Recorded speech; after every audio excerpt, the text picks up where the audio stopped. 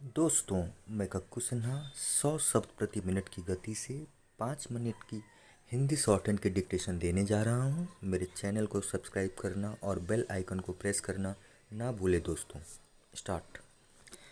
सड़क हादसों को लेकर राष्ट्रीय अपराध रिकॉर्ड ब्यूरो यानी NCRB की रिपोर्ट चिंतित और साथ ही निराश करने वाली भी है।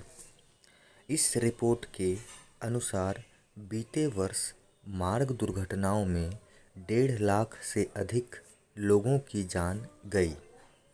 इसका अर्थ है कि सड़क सुरक्षा सप्ताह जैसे आयोजनों और मार्ग दुर्घटनाओं को रोकने के अन्य प्रयास नाकाम सिद्ध हो रहे हैं, क्योंकि कुछ वर्ष पहले तक यह आंकड़ा 1 लाख मौतों के करीब था।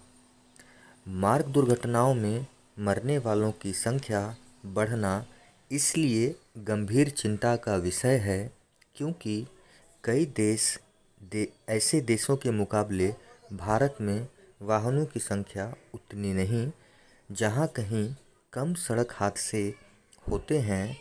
NCRB के अनुसार करीब 60% सड़क हादसे वाहनों की तेज़ गति के कारण होते हैं।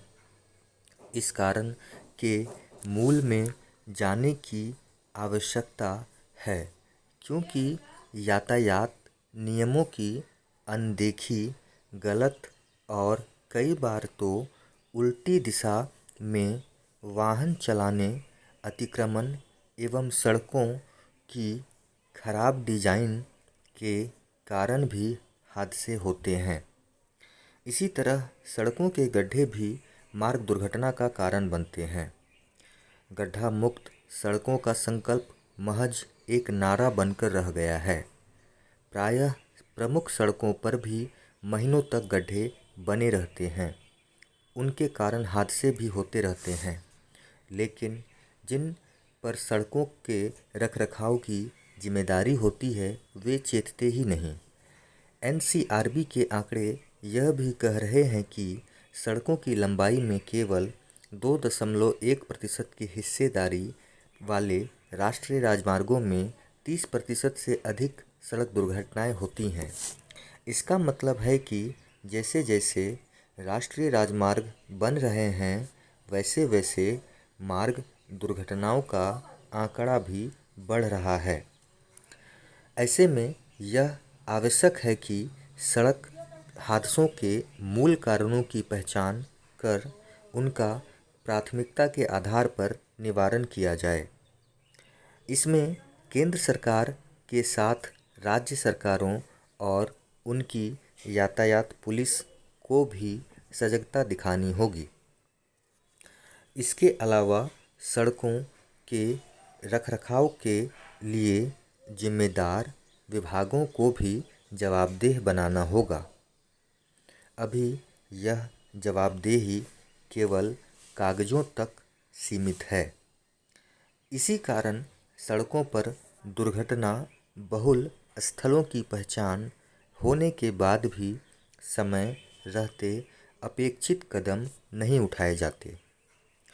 एक तथ्य यह भी है कि यातायात नियमों की अनदेखी करने वालों के खिलाफ कठोर कार्रवाई नहीं की जाती।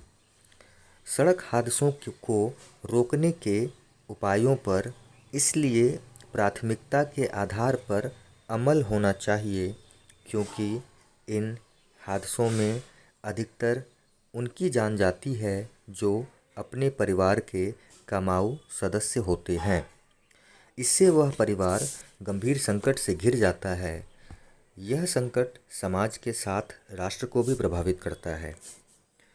भ्रष्टाचार के मामले में एक के बाद एक साथी नेता मंत्री की गिरफ्तारी के बाद तृणमूल कांग्रेस के भीतर ही प्रश्न उठने लगे हैं। वह भी तृणमूल के ही मंत्री और सांसद पूछ रहे हैं। पहले मंत्री श्रीकांत महतो ने तृणमूल विधायक, नेता व पूर्व सांसद को लेकर कहा कि वे लोग लूट खसोट कर खा रहे हैं, फिर भी उन्हें पार्टी में संपत्ति ही माना जाता है। यह वीडियो सामने आते ही तृणमूल नेतृत्व असहज हो गया और उन्हें कारण बताओ नोटिस थमा दिया। स्टॉप।